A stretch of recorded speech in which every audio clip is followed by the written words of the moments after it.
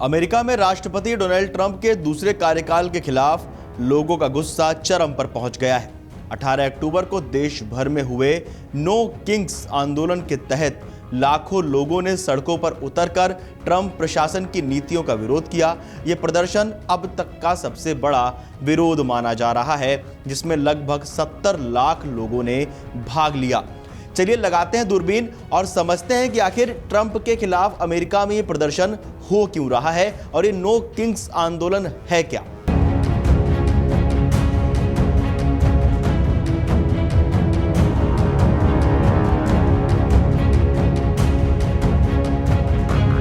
सबसे पहले समझते हैं कि नो किंग्स आंदोलन क्या है। यह आंदोलन ट्रंप की बढ़ती सत्तावादी नीतियों के खिलाफ शुरू हुआ है। लोगों का आरोप है कि ट्रंप लोकतांत्रिक राष्ट्रपति की तरह नहीं बल्कि एक राजा की तरह शासन कर रहे हैं। नो किंग्स का मतलब है अमेरिका में कोई राजा नहीं होगा। इस आंदोलन की पहली लहर जून 2025 में आई थी, जिसमें करीब 50 लाख लोग शामिल हुए थे। अब अक्टूबर में दूसरी लहर और बड़ी साबित हुई है। अब एक बार जानते हैं कि अमेरिका में कहां-कहां ये नो किंग्स प्रोटेस्ट हुआ है। 18 अक्टूबर को अमेरिका के सभी 50 राज्यों में करीब 2600 जगहों पर प्रदर्शन हुए। Washington DC, New York, Los Angeles, Chicago, Boston और अटलांटा में बड़ी भीड़ जुटी। प्रदर्शन शांतिपूर्ण रहे, लेकिन माहौल बेहद ऊर्जावान था। लोगों ने कहा कि विरोध करना भी देशभक्ति है और फासीवाद का विरोध करो जैसे नारे लगाए। विरोध के मुख्य कारण आपको अगर बताएं तो कठोर आव्रजन नीतियां और ट्रंप प्रशासन ने प्रवासियों के खिलाफ बेहद सख्त कदम उठाए हैं। आईसीई एजेंटों द्वारा बड़े पैमाने पर छापेमारी और हिरासत जारी है। जुलाई 2025 में पारित one big beautiful bill act ने प्रवासी हिरासत बजट को 4 गुना बढ़ा दिया। इसमें बच्चों को लंबे समय तक हिरासत में रखने की अनुमति दी गई है, जिसे मानवाधिकार संगठन मानसिक उत्पीड़न बता रहा है। दूसरा, सरकारी शटडाउन। 1 अक्टूबर 2025 से अमेरिका में संघीय सरकार का शटडाउन चल रहा है, यानी सरकार के कई विभाग बंद हैं। यह ट्रंप के कार्यकाल का तीसरा शटडाउन है। करीब 7.5 लाख सरकारी कर्मचारी बिना वेतन के घर बैठने को मजबूर हैं। ट्रंप प्रशासन ने इसे अपनी नीतियों को आगे बढ़ाने का तरीका बताया, जबकि विपक्ष इसे सत्ता का दुरुपयोग मान रहा है। तीसरे नंबर पर बात करते हैं लोकतंत्र पर खतरा और सत्तावादी रवैया। लोगों का भी जिस तरह से आरोप है और कई विद्वानों ने चेतावनी भी दी है कि ट्रंप अमेरिका को सत्तावादी शासन की ओर ले जा रहे हैं। नेशनल गार्ड की तैनाती कई शहरों में की गई है। ट्रंप प्रशासन ने कई अदालतों के आदेशों की अवहेलना भी की है और लोगों में जो गुस्सा है, जो प्रोटेस्ट है, जो लोग प्रदर्शन कर रहे हैं, उसमें भी ये बात कही जा रही है। प्रोजेक्ट 2025 के तहत हजारों सरकारी कर्मचारियों की नौकरी सुरक्षा खत्म कर उन्हें राजनीतिक नियुक्तियों से बदला जा रहा है। अब इसके बाद बात करते हैं एलन मस्क और डीओजीई विवाद की। उसका ये नो किंग्स प्रोटेस्ट से क्या कनेक्शन है। ट्रंप ने एलन मस्क को डिपार्टमेंट ऑफ गवर्नमेंट एफिशिएंसी यानी डीओजीई का प्रमुख बनाया था, ताकि सरकारी खर्च घटाया जा सके। मस्क ने शुरुआत में $2 ट्रिलियन की बचत का दावा किया, लेकिन बाद में इसे $150 बिलियन कर दिया। विशेषज्ञों ने कहा कि इन कटौतियों से वास्तव में सरकार को नुकसान हुआ है, न कि बचत।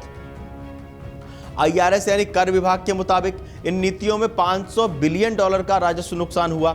बात मीडिया पे हमले की करें तो कुछ रिपोर्ट्स के मुताबिक ट्रंप सरकार पर प्रेस की स्वतंत्रता को कुचलने के भी आरोप लगे हैं। जैसा आपको याद भी होगा, अभी हाल ही में एक बहुत विवादित चीज सामने आई थी अमेरिका से, वो वॉल स्ट्रीट जर्नल को लेकर, जब ट्रंप ने $10 बिलियन की मानहानि का केस किया। उसके बाद चीज़ें और बिगड़ती चली गई। अमेरिका में ट्रंप और मीडिया के बीच कई तरह के द्वेष बनते चले गए। अब जब अमेरिका की जनता, करीब 70 लाख लोग अमेरिका की सड़कों पर हैं, उनकी मांगे सामने आ रही हैं। एक रिपोर्ट के मुताबिक जर्नलिस्ट ने दावा किया कि अमेरिका में अब प्रेस की स्वतंत्रता सुनिश्चित नहीं है।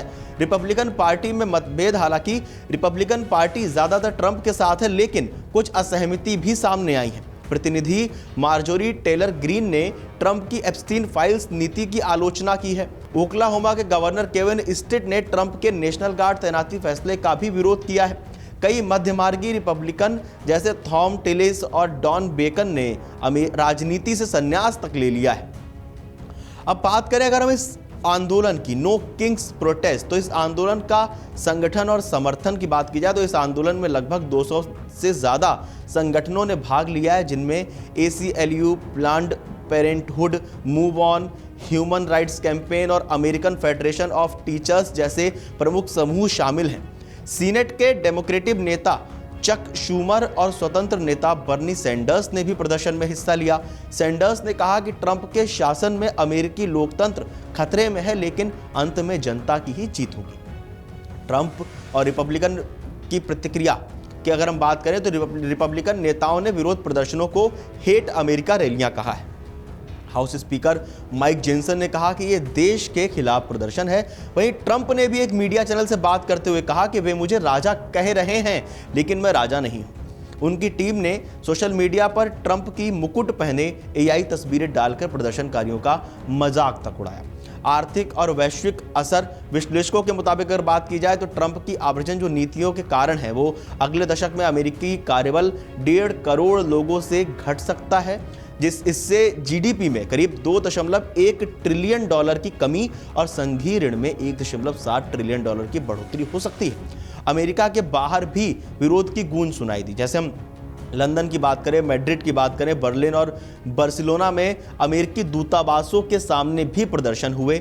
नो किंग्स आंदोलन अब सिर्फ एक प्रदर्शन नहीं बल्कि लोकतंत्र की रक्षा का प्रतीक बन गया है, ऐसा वहां के लोगों का कहना है। ऐसा कुछ रिपोर्ट्स में दावा किया गया है। ये विरोध सिर्फ बड़े शहरों तक सीमित नहीं रहा, ग्रामीण इलाकों में भी लोगों ने भाग लिया है। वहीं कुछ विशेषज्ञों का मानना है कि अगर ये लहर जारी रही तो 2026 के मध्यावधि चुनाव में इसका सीधा असर देखने को मिल सकता है। अमेरिका में आंदोलन एक नए दौर की शुरुआत भी माना जा रहा है, जहां लोग ये संदेश दे रहे हैं कि अमेरिका में कोई राजा नहीं, सिर्फ जनता का शासन होगा। रिपोर्ट्स के मुताबिक जो जानकारी हम तक आई वो हमने आप तक पहुंचाई। आप लोगों को क्या लगता है अमेरिका में जो ट्रंप को लेकर प्रोटेस्ट चल रहा है, नो किंग्स प्रोटेस्ट जो चल रहा है, उस पर हमें कमेंट करके जरूर बताएं। और देश और दुनिया की तमाम बड़ी खबरें जानने के लिए देखते रहिए अमर उजाला।